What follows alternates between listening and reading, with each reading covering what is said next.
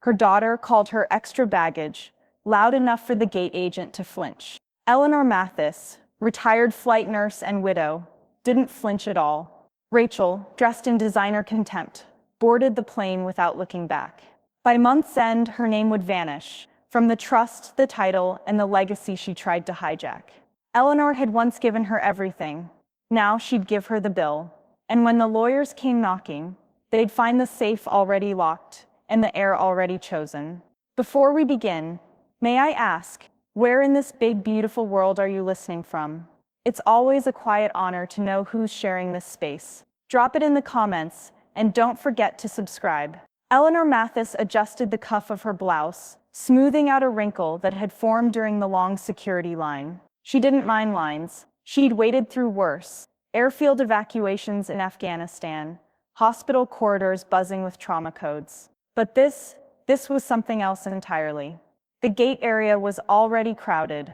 Children balanced on roller bags. Business travelers tapped on laptops. A baby cried somewhere behind her. Eleanor sat quietly, hands folded over the leather strap of her purse, eyes drifting between gate screens and the glossy floor reflecting the fluorescent lights overhead.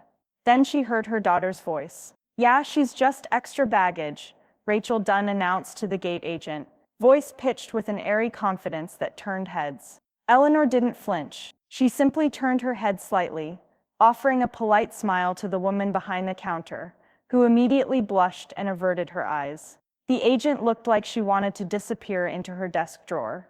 Rachel didn't look back. She rarely did. Greg followed a few steps behind, his phone in hand, scrolling as if whatever was on the screen might make this trip worth tolerating. He didn't say anything to Eleanor, just gave her the kind of nod a man gives when he knows he should say more, but won't. Ava came last. Her hair was pinned up, college sweatshirt half-zipped over a t-shirt. She wrapped her arms around Eleanor briefly and whispered, "You okay?" Eleanor nodded. "Of course, sweetheart." But Ava didn't say anything else. She just held on for one more beat, then stepped back, eyes flicking toward her mother. Rachel turned, already issuing directions. "You'll be in 23B, Mom. Greg and I are up front. Legroom. You understand?" Eleanor blinked slowly, smile unmoved. "Yes, Rachel. I understand completely." Rachel didn't register the undercurrent. She turned back toward the check-in desk and began tapping on her phone, likely updating her followers about the travel drama of wrangling a senior citizen through TSA. Eleanor knew her daughter's performative routines by heart. The gate agent called for boarding group 1. Rachel stepped ahead with Greg, dragging a carry-on and a Gucci tote. Eleanor watched her daughter move, sleek, composed, curated. Then someone cleared her throat nearby. "Excuse me, Eleanor Mathis." Eleanor looked up. A woman in a crisp navy uniform and sensible shoes stood to the side, smiling as if she were seeing an old friend. "Carla?" Eleanor said, brows lifting in surprise. In the flesh, Carla Winters gave her a playful wink. "It's been a while. You flew with me back in '99. The decompression out of Albuquerque." "Oh Lord, the spinal bleed," Eleanor said, her face lighting with genuine warmth. "You held the IV bag for over 3 hours, and you stitched that kid's scalp shut during turbulence," Carla said. "I've never forgotten." The moment hung between them. Two women with lives that had circled the sky, connected in chaos, now grounded here amid carry-ons and gate announcement. Carla leaned in slightly. "I'll be working this flight, and I already pulled a favor. Don't worry about 23B. Before Eleanor could reply, Carla slipped a folded paper into her hand and moved on, greeting other passengers like nothing had happened. Eleanor unfolded it slowly. 23B reassigned. Seat 3A. A smile touched the corners of her lips. More boarding calls echoed through the terminal. She stood slowly, bones creaking a bit, and hoisted her modest tote over one shoulder. Ava caught her eye from across the gate and offered a half-smile that didn't quite reach her eyes. "Text me when we land," Ava mouthed. Eleanor nodded. She scanned her boarding pass and stepped onto the jet bridge, where cool air hummed and metal walls narrowed the world into one long tunnel. A row ahead, she caught a glimpse of Rachel slipping into a first-class seat, crossing her legs with deliberate flair. Greg settled beside her, already asking about in-flight Wi-Fi. Eleanor turned toward her own seat and paused. There, neatly tucked into 3A, was a warm fleece blanket and a handwritten note that read, "We still take care of our own. CW." She sat down slowly, adjusted her seatbelt, and looked out at the tarmac where planes taxied like tired beasts under the setting sun. The engine hum was rising. So was her pulse. And just as the cabin doors closed, Eleanor reached into her purse and pulled out an envelope, thick, sealed, and marked with a bold red label. Final power of attorney, Mathis Estate. She didn't open it. She didn't need to. The plane leveled off just as the drink carts began to roll. A chime sounded overhead, and Eleanor Mathis settled deeper into her upgraded seat, the leather smooth and cool beneath her fingertips. Outside the window, clouds unspooled like gauze beneath the metal wing. She'd spent a lifetime flying, often into chaos, sometimes into war, but never had she felt turbulence quite like family. Row 3 was quiet, the hum of first class filled with clinks of glassware and the rustle of magazines. Greg and Rachel were diagonally ahead, deep in a muted conversation. Rachel's gestures were sharp, her tone clipped even from a distance. Greg looked like a man still trying to locate the exit row on his own life. Eleanor tilted her seat back slightly, just enough to relax, not enough to draw attention. Carla approached without the cart. She knelt briefly beside Eleanor's seat and set down a linen-lined tray. "Compliments of the cabin crew," she said with a smile that held more history than words could cover. "Figured you deserved better than rubber chicken." On the tray sat a grilled salmon fillet over couscous, a warm roll, and a small ramekin of lemon butter. A folded cloth napkin held gleaming silverware. "No plastic, thank you," Eleanor said softly. "This is lovely." Carla leaned in a little. "Heard you still carry your old trauma shears in your purse." "I do," Eleanor replied. "And I keep them sharper than my memory." Carla laughed quietly. "I doubt that." Eleanor smiled, then watched her retreat down the aisle with the smooth grace of a woman who'd mastered balance in every kind of storm. She picked at her food slowly, chewing each bite with deliberate calm. But somewhere between the couscous and the butter, her mind slipped backward, decades behind the clouds. It was 1983, Northern Nevada. A medevac call had come through on a crackling radio. Truck rollover, 4 injured, 1 ejected. Eleanor was 31, barely buckled in when the chopper lifted into the dusk. She remembered the coppery tang of blood before the doors even opened. Inside the truck was a child, 10, maybe 11, skull fracture, chest collapse. She'd climbed inside with nothing but her field kit and a voice calm enough to quiet grown men. "Ma'am," the pilot had asked through his headset. "Do we abort?" "No," Eleanor had said, cradling the boy's face as wind whipped the cabin. "You just get me there." The plane jolted slightly, only a ripple, and Eleanor returned to the present. The ramekin of butter had tipped slightly, but didn't spill. She straightened it absently. A voice came quietly beside her. "Is this seat taken?" Eleanor looked up. Ava stood in the aisle, holding her phone and a book, eyes cautious but certain. "Seat 3B is open," she added, already lowering herself into it. Eleanor said nothing at first, just watched her granddaughter buckle in, tug the hem of her sweatshirt down, then shift slightly to make sure no one was watching. Ava leaned in. Her voice was barely audible over the engine. "You're not extra baggage to me." Eleanor turned to her fully, emotion caught somewhere behind her sternum. "I know, darling." They sat in silence for a long moment, the kind that didn't need to be filled. Then Eleanor said, almost absently, "You were 9 when he died. You probably don't remember much about his last flight." Ava turned toward her. "Tell me." Eleanor's gaze drifted back to the window, to the wide stretch of blue and silver. "He insisted on flying commercial. Said private jets were for men with something to prove." She said, lips curling faintly.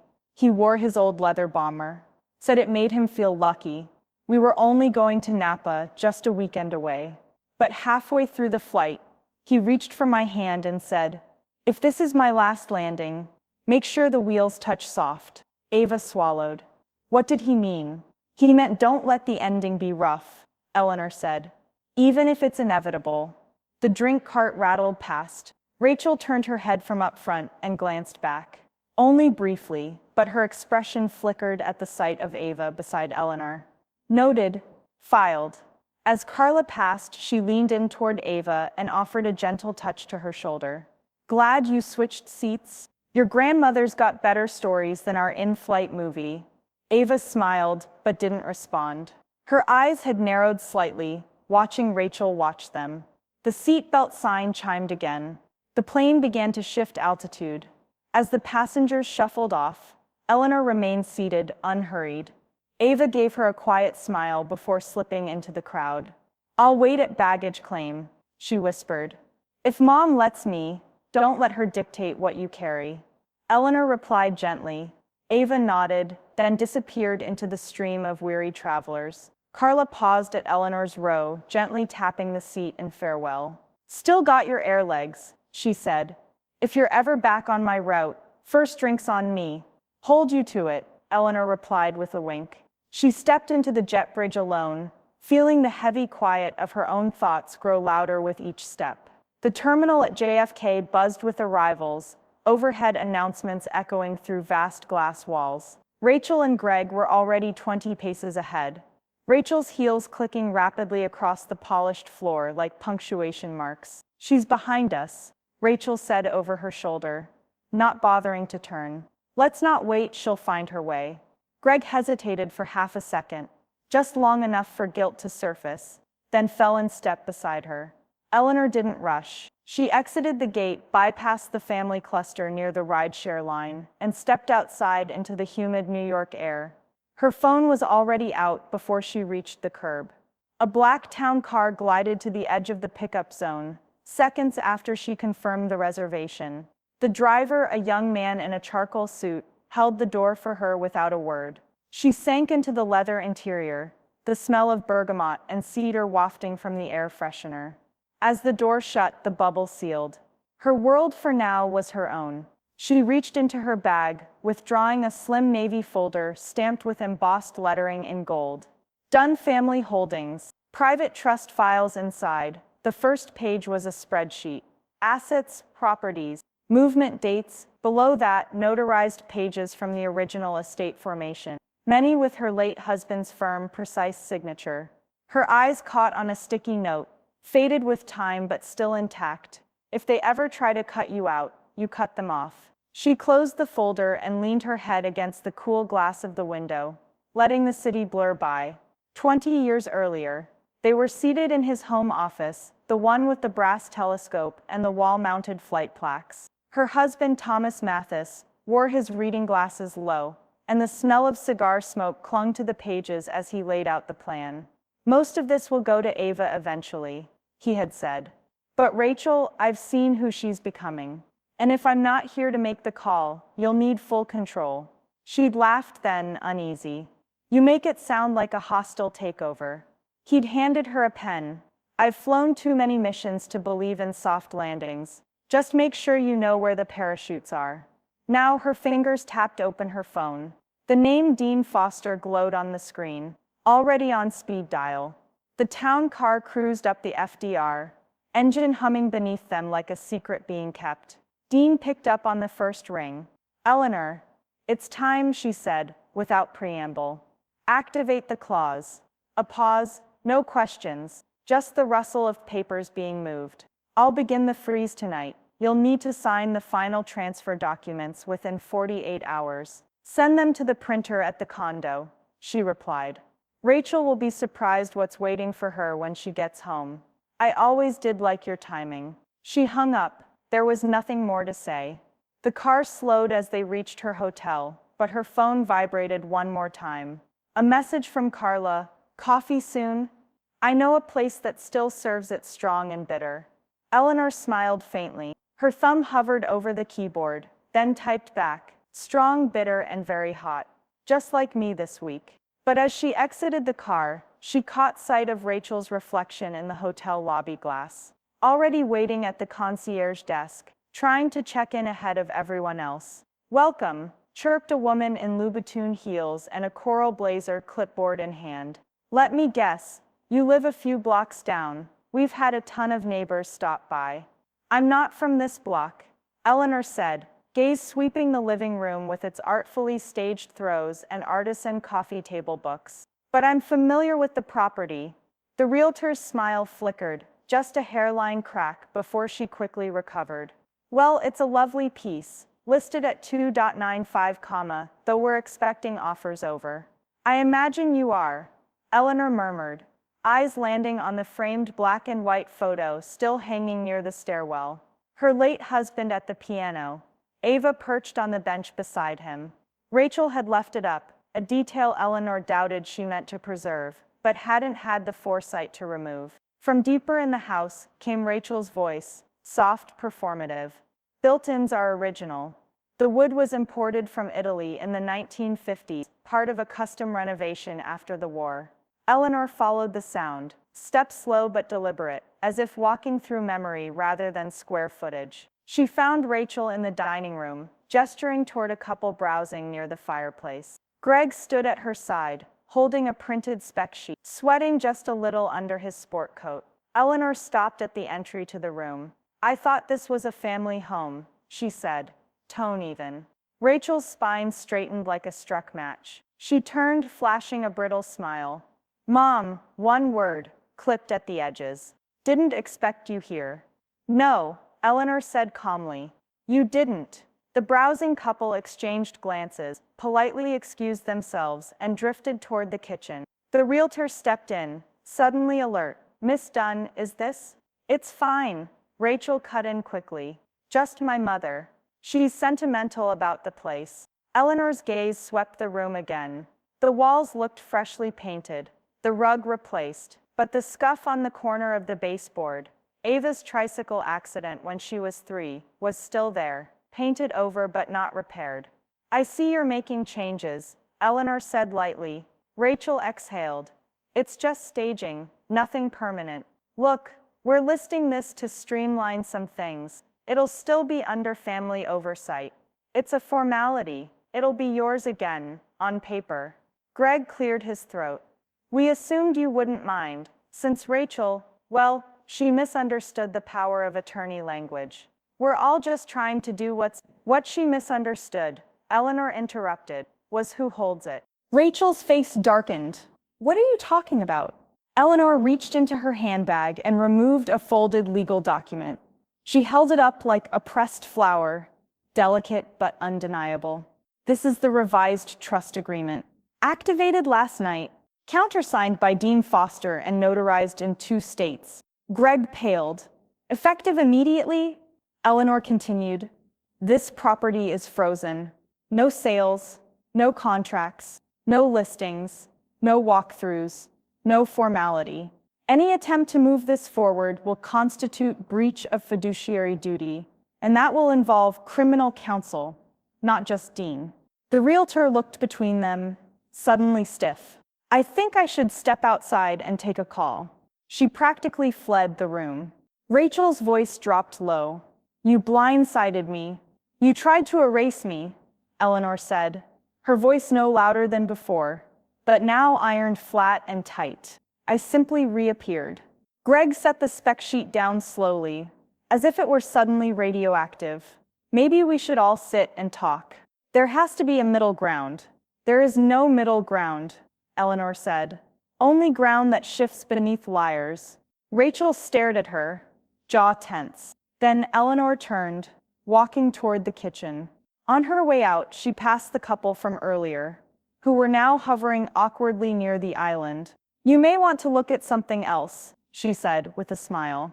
This house isn't on the market, and neither am I. She stepped outside into the bright New York air, unbothered by the heat, and reached for her sunglasses again. The gallery was modest but tense. Legal pads scribbled. Eyes darted. A stenographer's fingers hovered. Rachel sat at the plaintiff's table in a crisp ivory sheath dress, hair pinned into a symmetrical chignon that looked engineered, not styled. She glanced once toward the audience, toward the woman who'd once rocked her to sleep, and then looked away. Greg sat beside her, pale, rigid. His tie was crooked, The judge, a woman in her 60s with tired eyes and a reputation for razor-precise decisions, raised an eyebrow as she scanned the opening brief. "Counselor?" she asked, nodding toward Rachel's attorney, a slick man with an aggressive jawline and too much product in his hair. "Yes, Your Honor," he said, rising smoothly. "We're here today seeking to suspend Eleanor Mathis's legal authority over the family trust. There is mounting concern, supported by recent erratic actions, that she may be exhibiting signs of cognitive decline, paranoia, confusion, susceptibility to undue influence." He gestured toward Eleanor without looking at her. "She's made sweeping changes to the estate structure in under 48 hours, froze assets, terminated agreements, all without a formal medical clearance." The judge folded her hands. "Do you have any evidence of impairment?" He smiled tightly. "We're submitting a behavioral affidavit, along with a physician's note suggesting Miss Mathis may be entering early-stage memory deterioration. Family members have expressed concern." Dean Foster stood. "Objection, Your Honor. That note is unsigned, and the doctor in question is a dermatologist, not a neurologist, not even her physician." A chuckle rippled through the gallery. The judge didn't smile. "Let's hear your evidence, then, Mr. Foster."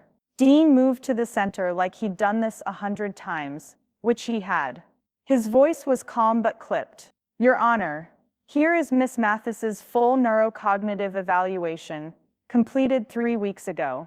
He handed it to the bailiff, conducted by Dr. Amelia Grant, chief neurologist at the Midtown Aging Institute. Her report describes Eleanor Mathis as possessing exceptional executive functioning, high verbal acuity, and full mental clarity. In other words, Your Honor, the woman at that table is sharper than half the attorneys in this room. Rachel's mouth twitched. Dean wasn't done. "Furthermore, I call Ava Dunn to the stand." Ava rose from the gallery, dressed in a simple navy dress, hair pulled back. She looked older than 19 today, steadier. Dean's questioning was soft, measured. "Miss Dunn, can you speak to your grandmother's mental state?" "She's sharper than anyone I know," Ava said. "She remembers exact dates, details. She still corrects me on grammar. And she's not paranoid. She's just finally standing up to years of being sidelined." Dean nodded. "What do you mean sidelined?" Ava inhaled. "My mother has slowly been excluding her from everything. Financial planning, real estate decisions, even my college fund. She tells people Gran is slipping, but I've never seen it. I think she says that so people stop listening." "And your father?" Ava looked at Greg. He dropped his gaze. "He watches," she said. "And he stays quiet." A beat of silence filled the room like rising water. Dean turned back to the judge. "Your Honor, we request a temporary freeze on all joint family accounts and assets to prevent further unauthorized transactions." The judge didn't deliberate long. "Request granted. All assets tied to Dunn family holdings, including pending real estate contracts, are frozen effective immediately. Any breach of this order will be treated as contempt." Rachel let out a sharp breath, like she'd been slapped. Greg reached to touch her arm. She jerked away. "This is absurd," Rachel hissed under her breath. "You're believing this performance?" The judge looked up. "I'd advise you, Miss Dunn, to keep your comments for chambers, unless you'd like to be cited." Dean sat down. Eleanor stood up. She didn't raise her voice. She didn't need to. "You mistook quiet for weakness," she said, looking directly at her daughter. "But silence isn't surrender. It's strategy." Rachel said nothing, but her eyes said everything. 2 NYPD officers moved through the apartment with measured disinterest, one snapping gloved fingers as he lifted paperweights and drawer handles. The other jotted notes with the lethargy of someone called in to investigate missing paper clips. "Not a crime. No signs of forced entry," the taller one said. "No valuables taken. Just what? You said a few documents." "Not a few," Eleanor replied, arms folded tightly across her chest. "The originals, trust revisions, advance directives, Titles: Medical Power of Attorney. The officer looked at her, unimpressed. Ma'am, this might have just been a cleanup job gone sideways. Then I suppose my cleaning lady now drives a Lexus with Connecticut plates, she said sharply. Check the garage footage. He scribbled something half-heartedly. We'll file it, but without a break-in. It's a civil matter at best. As the officers packed up, Carla slipped in through the open door, holding a flash drive and a laptop sleeve. I pulled security feed from the lobby and the service elevator, she said quietly, once the officers left. You're not going to like it. They moved to the kitchen island. Carla booted the laptop and pulled up grainy black and white footage. A timestamp from 3:42 a.m. flickered. A tall figure in a hooded jacket. But the real giveaway was the license plate that briefly glinted in the garage light. Dunn 47. Greg. Eleanor didn't flinch. She just exhaled, slow and tight. I guess silence runs in the family, she muttered. Want to call him? Carla asked. No, Eleanor replied. I want to leave something he wasn't looking for. The drive to the storage unit was quiet. Carla insisted on driving, saying Eleanor had the eyes of a woman who might run someone off the road. It was a narrow, climate-controlled facility in Long Island City. Concrete floors, keypad entry, zero signage.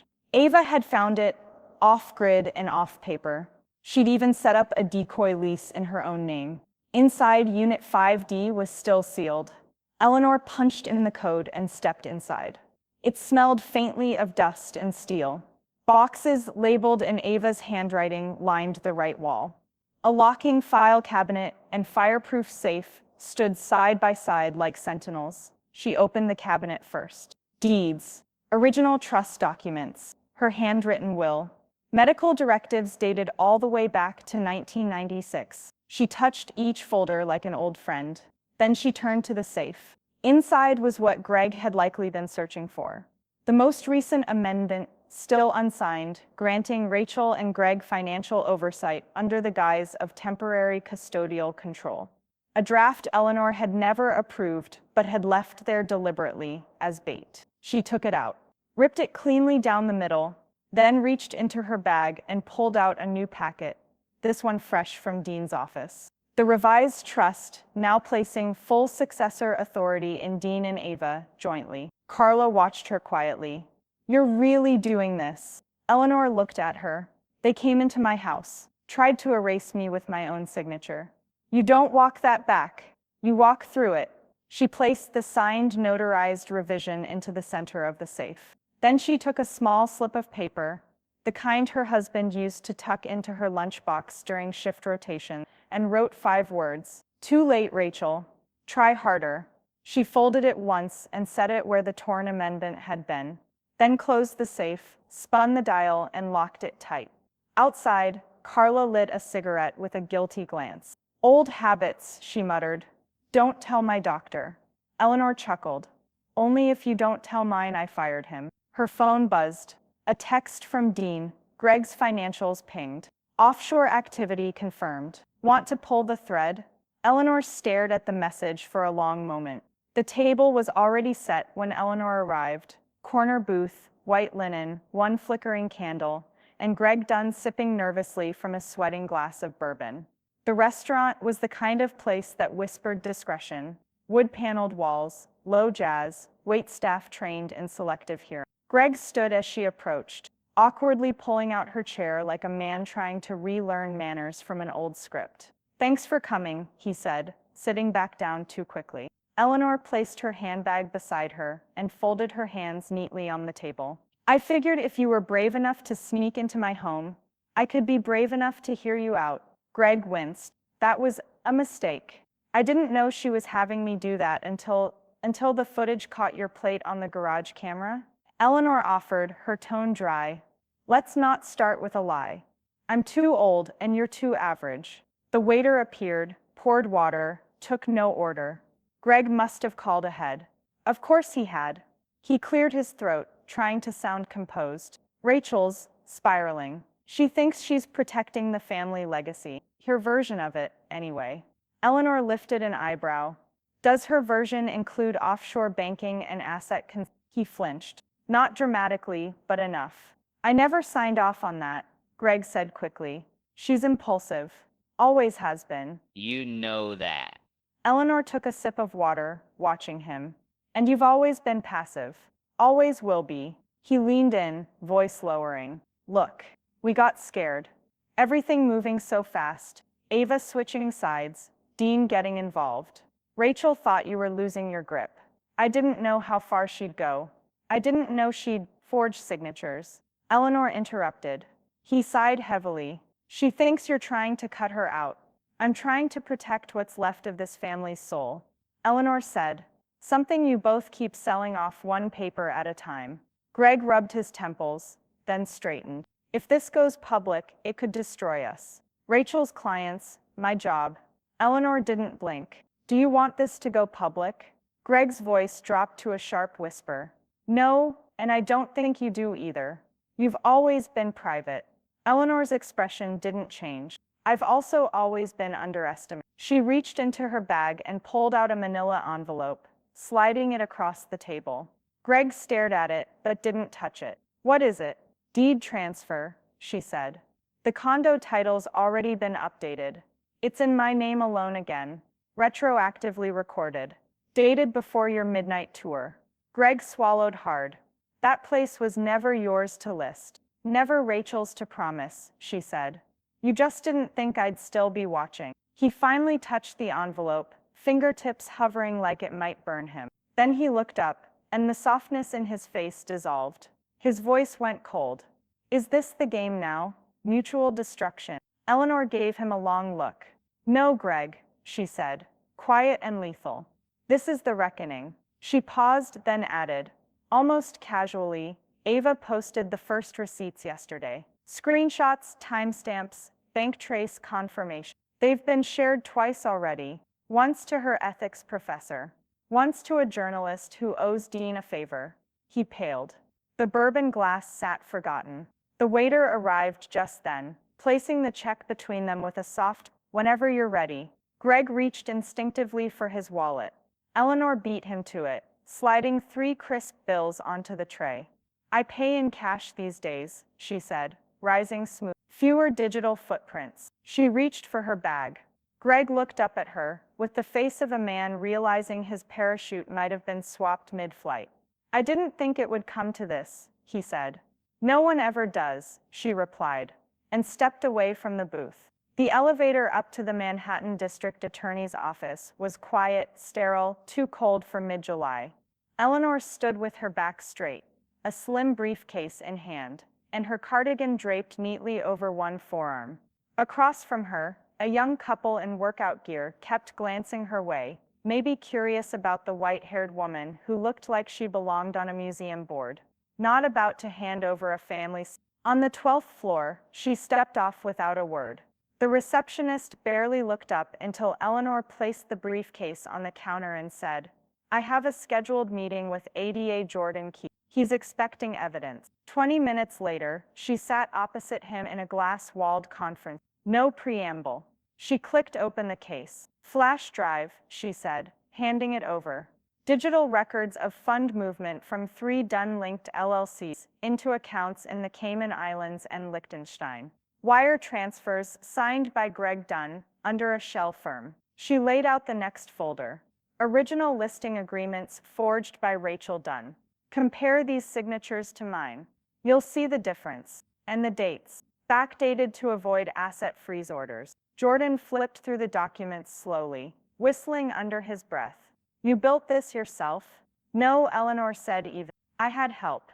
From people who care about the truth, more than the illusion of family. As he scanned through emails and scanned contracts, she added, you'll find a notarized statement from Ava Dunn in the 3rd folder, and video testimony from a flight attendant who witnessed Rachel's public remarks about me being extra baggage. That may not be criminal, but it tells you something about the motive.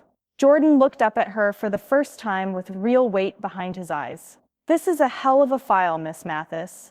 It's not even the full picture, she replied.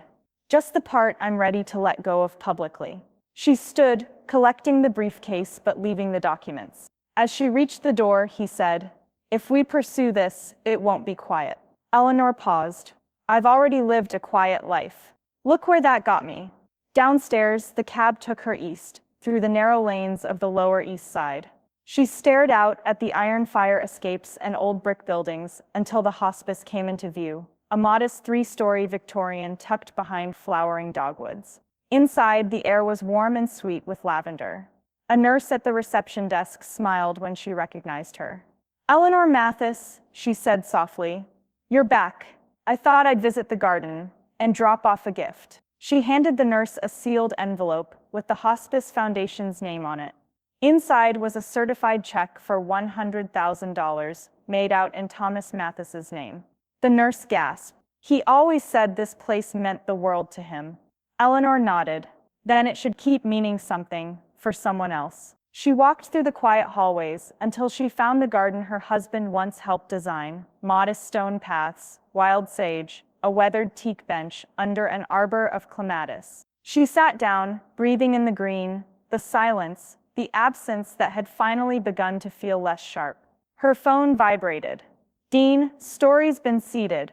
Anonymous source credited as a former medical flight nurse with extensive estate access. "Should hit digital tonight." Eleanor typed a quick reply. "Make sure they spell former correctly. I haven't lost my edge yet." As she stood to leave, Carla was waiting near the exit gate, holding 2 paper cups. "You look lighter," Carla said, offering her one. "Giving truth a spine will do that," Eleanor replied. They walked down the sidewalk together. The sun had dipped behind the buildings, and the street lamps clicked on like clockwork. Halfway to the corner, Carla's phone buzzed. She checked it, stopped walking, and held it out silently. A live feed. Rachel's name was trending on 3 platforms. Greg's company was listed in a leak summary, and Ava's caption was the sharpest blade of all. When silence serves the abuser, the volume belongs to the survivor. Dean Foster's office wasn't technically open at 6:17 a.m., but the lock buzzed open the second Eleanor arrived. She stepped inside to find him already suited, his desk lit by twin monitors glowing blue against a gray dawn. "You saw the leak?" he asked, not looking up. "I saw it," she said, lowering herself into the leather chair across from him. "But we're not done." He finally looked at her. "What did they miss?" "Bank accounts," Eleanor said, "buried assets. The legacy holdings Rachel kept in her name, under the guise of operational liquidity. They weren't included in the court freeze." Dean swiveled one monitor toward her, already pulling up a spreadsheet. "Good instincts. We flagged 3 new accounts tied to a Delaware LLC, moved offshore at 2 a.m. Then we freeze them now," she said. No delay, no warning. Dean was already typing. Outside the window, the skyline was still half asleep. But inside the office, the storm had started.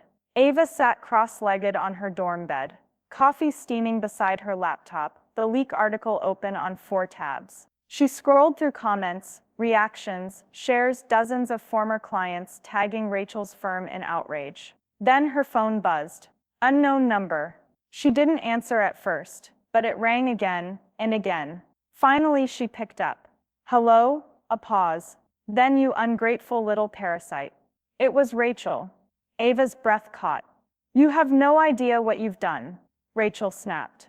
"You posted private documents. You've humiliated us. Do you think Eleanor will protect you when this comes back around?" "She already has," Ava said, her voice low and steady. "And I protected myself too. I read the trust. I saw what you were doing." "What are you talking about?" Rachel hissed. "You tried to convert my education fund," Ava said, "into a loan, with interest, payable back to your Shell LLC by age 25. A pause. "No denial. I know everything, Mom. Everything." Rachel's voice dropped to ice. "We'll talk in person." The line went dead. 10 minutes later, Rachel stormed into the dorm lobby, trench coat swinging, sunglasses still on indoors. She demanded Ava's room number. Security intercepted her at the elevator. "She's my daughter," Rachel barked. "I have the right." "You don't have anything," Ava said, stepping out from behind the security desk, flanked by the RA and 2 campus officers. Not here, not anymore. Rachel lunged forward. A hand grazed Ava's wrist. Security stepped in. Ma'am, if you don't leave right now, I'm reporting this, Rachel seethed. Please do, the RA said, already documenting everything. There are cameras. Rachel froze, then turned, and walked out, shoulders stiff, jaw tight. By late afternoon, Greg was summoned into his firm's glass-walled boardroom. The managing partner didn't bother with pleasantries. We received an inquiry from the district attorney's office, he said, hands folded tightly, about account structuring, international exposure, a wire trace under your name. Greg blinked. I didn't approve any transfers personally, yet your name's on 3 of them, the partner said. And we have to assume risk until this is cleared. Greg's keycard was deactivated by 4 p.m. Back in Dean's office, Eleanor signed the final document. This makes Ava the primary heir, Dean confirmed, initialing the last page. This clause cannot be contested without evidence of coercion. Good luck arguing that in court. She earned it, Eleanor said. She stayed when everyone else calculated. She handed Dean one more document, a hand-scrawled letter from Thomas, dated 15 years prior. It read, if our daughter turns cold and our son-in-law turns blind, give everything to the one who still sees you. Dean folded it quietly, tucking it into the legal folder. This will shut them out permanently. Eleanor nodded. They taught me what betrayal costs. She met his eyes, unflinching. And I learned what justice pays. That evening, as she returned to her condo, her phone vibrated again. Carla TV News picked it up. Segment runs at 10. Title, Daughter Disinherits Her Mother. But it backfired. Eleanor poured herself a bourbon, sat on the balcony, and watched the skyline bleed orange into navy. She didn't smile. She didn't cry. She waited. Eleanor wheeled her small carry-on through the Delta terminal at JFK, her gait calm, deliberate. The terminal was busy, but her mind was clearer than it had been in weeks. She passed the flight status monitor, Flight 1489 to San Diego, on time, Gate 42. Carla had texted that morning, guess who's got first-class duty on 1489? I've got a window seat with your name on it. Eleanor had replied with a single emoji, a winking face, and booked the flight. At the gate, she took a seat by the windows and unwrapped a peppermint, watching the sun glint off the tarmac. A group of teenage boys wrestled with overstuffed duffels nearby. A mother bribed a toddler with goldfish crackers. Then a shadow fell across her shoulder. She didn't need to look. Rachel stood just a few feet away, hair still styled, but not freshly, pale under her foundation, tension radiating off her like static. I didn't know you were flying today, Rachel said coolly. I didn't know you still could, Eleanor answered without turning. Given the investigation, Rachel ignored the jab and nodded toward the flight display. Visiting Greg's mother. She's asking questions. I imagine she is. Boarding began a few minutes later. Carla emerged from the jet bridge, checking IDs and calling passengers. Her face brightened when she spotted Eleanor. Mrs. Mathis, she said warmly, taking the boarding pass before Eleanor could lift it. Looks like you've been reassigned. Row 2A, stretch your legs. Rachel's eyes narrowed. She didn't pay for first. No, Carla said without looking at her. She paid her dues. Eleanor stepped past the boarding gate and down the jet bridge, barely registering the cold air venting from the steel walls. Inside the plane, she settled into the plush seat, pulled the fleece blanket over her lap, and watched through the window as fuel trucks moved below. Moments later, Rachel boarded, and as if by some petty fate, took the seat directly behind her. A short pause, a sharp sigh, then the whispering began. You've embarrassed yourself, you know, Rachel said, leaning forward so her words spilled just beside Eleanor's ear. This whole martyr act, you think people admire it. They don't, they pity it. Eleanor didn't move. You ruined my name, my work. Greg is being audited. Ava's not talking to me. And for what? So you could feel relevant again? Still, Eleanor said nothing. Rachel pressed on, bitterness curdling her voice. You always resented me. Admit it. You couldn't stand that I got out, that I made something of myself. Eleanor turned slowly, voice quiet but razor-edged. This plane isn't big enough for your ego, Rachel. And I've spent too many years sitting behind you in silence. Rachel opened her mouth, but Carla appeared beside them, smiling too brightly. Is there a problem, ladies? No, Eleanor said. Not for me. Rachel crossed her arms. She's making a scene. From where I'm standing, the scene's in row 3. Carla said, her tone still polite, but flat as tarmac. Ma'am, we're happy to move you to coach. Rachel stiffened. I have a first-class seat, and I have discretion over passenger comfort. Carla said, I can make a switch, or I can notify the captain. Your call. A tense beat. Rachel stood, grabbed her bag, and said nothing, as she followed the flight attendant to the back. The moment her heels clicked out of first class, Eleanor exhaled and leaned back into her seat. The cabin was still. The drama had moved to economy. Carla returned and crouched beside her. You good? Eleanor nodded. Better than I've been in a decade. The door closed. The plane began to taxi. Eleanor looked out the window at the long stretch of runway ahead. She reached into her bag, pulled out a small velvet pouch, and placed it on the tray table. Inside was her husband's old aviator pin. The hum of the engines was just beginning to build as Carla leaned over Eleanor's seat with a discreet smile and a sealed envelope in hand. Time to deliver this to the captain, she said under her breath. Eleanor handed it over without fanfare. The envelope was thick, heavy with weight not just of paper but consequence. Carla gave her a small nod and turned toward the front galley, heels silent on the carpet. Eleanor reached for the side pocket of her carry-on and pulled out a slim, laminated folder. She slid it open to review her connecting itinerary. 3 days in San Diego, then onward to Sarasota for the rest of the month. Sun, space, and no need to speak anyone's name unless she wanted to. Behind her, a small commotion stirred. The quiet scratch of a stylus tapping a phone screen. Rachel. Eleanor didn't turn, but she could feel the energy, agitated, fidgety, manic. The kind of unraveling that didn't need shouting to be deafening. Rachel's phone was out, her texts urgent, trying to find footing in a world that was slipping fast. But 30,000 feet in the air, signals fade. So do facades. A soft chime echoed through the cabin. Ladies and gentlemen, came the calm voice over the intercom. This is Captain Renner from the flight deck. Before we push back, I'd like to take a moment to acknowledge someone on board. Eleanor looked up, slowly. We have a distinguished passenger flying with us today, Mrs. Eleanor Mathis, the captain continued. A former medevac flight nurse, with over 2 decades of aviation service under her belt. On behalf of the crew, thank you for your service to the skies and the lives you've touched along the way. A round of polite applause fluttered through the first-class cabin. A few heads turned. A man in a suit gave a thumbs up from across the aisle. Eleanor didn't move. She didn't need to. The warmth in her chest said enough. Carla returned a moment later, bending low to whisper. He read the whole thing, said it was the most organized estate file he's ever seen. He radioed it in, just in case. Time-stamped. Good, Eleanor murmured. That envelope had teeth. Carla smirked. And bite. From the row behind, the thumping of a phone against the tray table resumed. Eleanor could hear Rachel hissing under her breath, trying to connect to in-flight Wi-Fi, failing, trying again.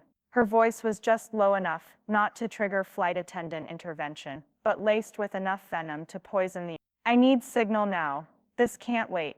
No, I said now. Carla heard it too. She turned and walked to row 3, with the practiced calm of a woman who dealt with far more dangerous turbulence than an entitled passenger. Ma'am, she said, gently but firmly, we're at cruising altitude in about 12 minutes. You'll have access then.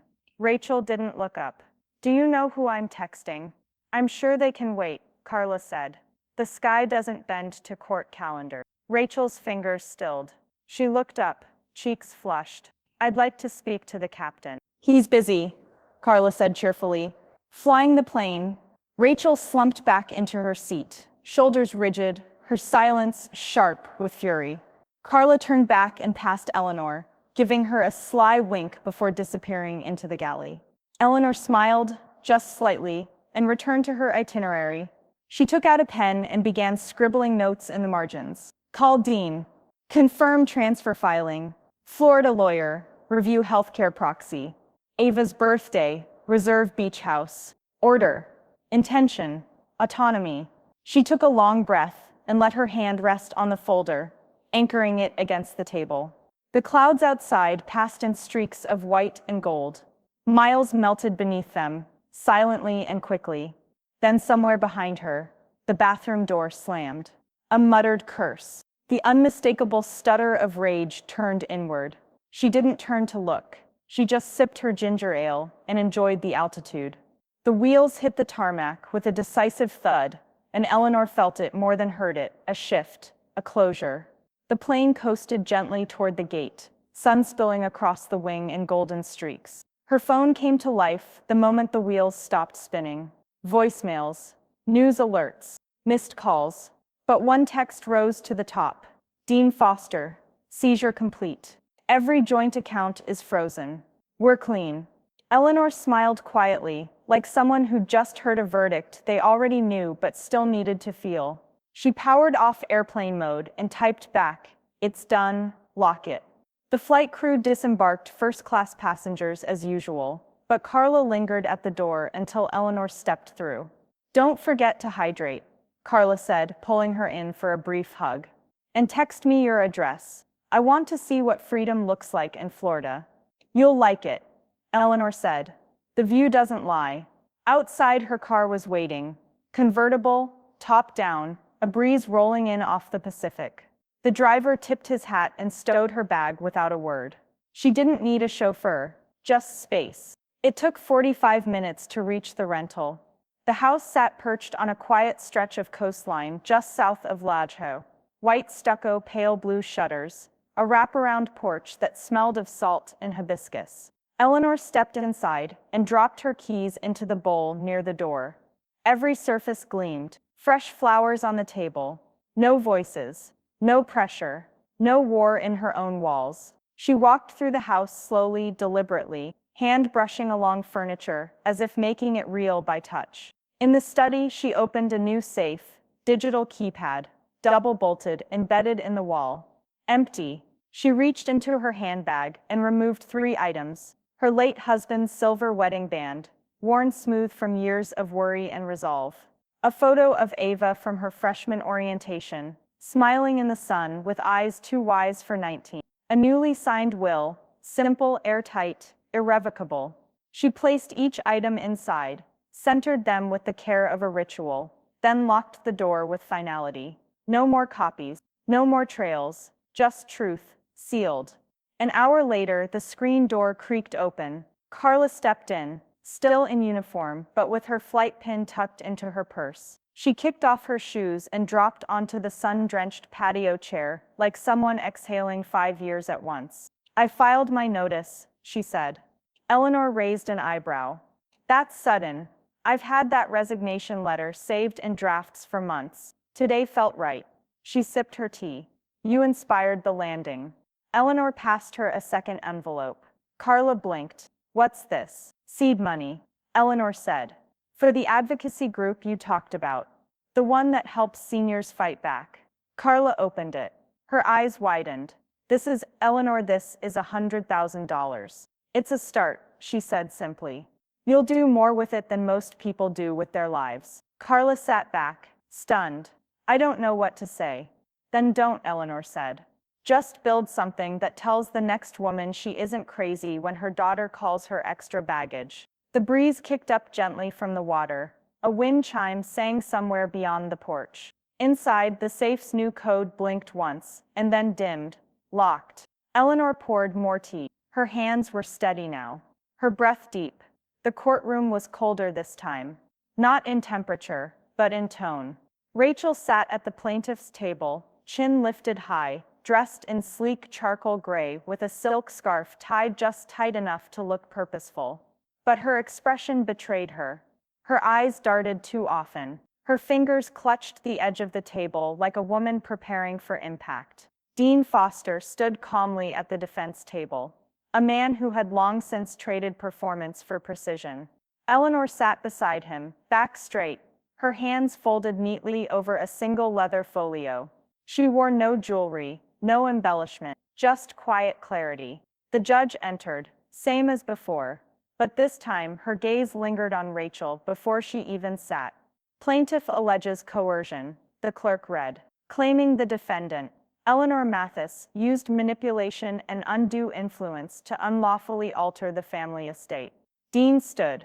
Your Honor, we intend to dismantle that claim in 5 moves, and we'll begin with the plaintiff's own voice. He clicked a remote. The screen lit up. A video played, grainy but damning. Rachel in the dorm lobby, shouting at Ava. You ungrateful little parasite. Do you think Eleanor will protect you when this comes back around? Dean clicked again. A second clip played, Rachel on a recorded call to Greg, voice tense. I don't care what she signed. If we act fast, we can list it before it's flagged. Gasps murmured through the gallery. Rachel's lawyer shifted in his seat. Dean turned back to the judge. That's her voice, her strategy, her timeline. Rachel's attorney stood attempting control. Context, Your Honor. My client was under duress, coping with decades of maternal abuse and emotional instability. Dean smirked faintly. Let's test that. He called Ava to the stand. Ava walked in without looking at her mother. No trembling, no hesitation. Her voice when she spoke was measured. My mother didn't protect the family. She tried to cannibalize it. I watched her erode trust with every signature she forged. She didn't lose control of the estate. She was never entitled to it in the first place. And your grandmother, Dean asked, was the only one who never lied, Ava said. Rachel looked down for the first time. Dean sat. Rachel's attorney called no witnesses. None would come. The silence was louder than testimony. Finally, Eleanor rose and approached the stand. She didn't ask for permission. She didn't waste time on oaths. She turned to the judge, her voice soft but cutting. I raised a daughter who valued status over stability, appearances over accountability. And when I stayed quiet, she mistook that for ignorance. When I spoke, she called it coercion. But I've lived through war zones, through loss, through love. If she thinks I'm so easily manipulated, she doesn't know me at all. She turned toward Rachel. You weren't coerced, Rachel. You were cornered. By your own ambition. Rachel opened her mouth. But the judge raised a hand. I've heard enough. She shuffled papers, then looked up with a finality that felt like stone dropping into deep water. This court finds no evidence of coercion. In fact, the plaintiff has demonstrated calculated fraud and misrepresentation. Not only is this suit dismissed with prejudice, but I'm also ordering sanctions for malicious litigation. Legal fees will be reimbursed by the plaintiff, in full. Rachel's attorney turned to her. I'm withdrawing from this case, he said flatly. Effective immediately. Rachel stared at him, mouth open, but no sound came out. The judge stood and exited. Eleanor stepped down from the stand with the ease of someone leaving a dinner party that went exactly as planned. Ava met her at the defense table, squeezing her hand. Outside, press waited again. But Eleanor didn't stop. She moved through them like smoke, untouchable. The sunlight over La Cola spilled golden through the French doors of Eleanor's study. The ocean hissed softly in the distance, and a breeze carried in the scent of salt and rosemary. On the desk, a final draft. The clause had been reviewed, notarized, and filed through 3 systems. But Eleanor still read it again, line by line, like a sacred vow. Amendment 14, Legacy Transition Provision. In the event of full trust reassignment and all prior claims deemed null by court authority, control of the Mathis estate, including residual holdings, property, liquid accounts, and intellectual capital, shall pass fully and solely to Ava Dunn. All generational clauses forward shall begin with her. Not next of kin, not surviving descendant. Ava, by name. It skipped Rachel, not out of pettiness, but out of principle. Eleanor had drawn a final line, and she'd drawn it with a steady hand. Dean's confirmation had come that morning via secure courier. Attached was a smaller package, her request fulfilled without ceremony, a trust account seeded with $500,000 in Eleanor's name to be transferred to a foundation of her choosing. She had already chosen. Eleanor stood from the desk, retrieved the paperwork, and walked it down to the patio, where Carla sat barefoot on the porch step, sipping lemon water and scribbling ideas in a spiral notebook. Eleanor handed her the folder. Carla flipped it open, skimmed the first page, and stilled. "The Mathis Dignity Fund," she read aloud. "For elder rights, legal recourse, medical autonomy," Eleanor said. "You're its first director. Ava will manage disbursement and growth. I'll stay out of the way." Carla blinked. "This is a real foundation." "It is," Eleanor replied. "And it begins today." Carla stared at the check, the signatures, the embossed seal. "You want me to run it?" "No. I trust you to." Carla covered her mouth with one hand, then exhaled through a laugh that sounded suspiciously like a sob. "You really do leave people better than you found them, don't you?"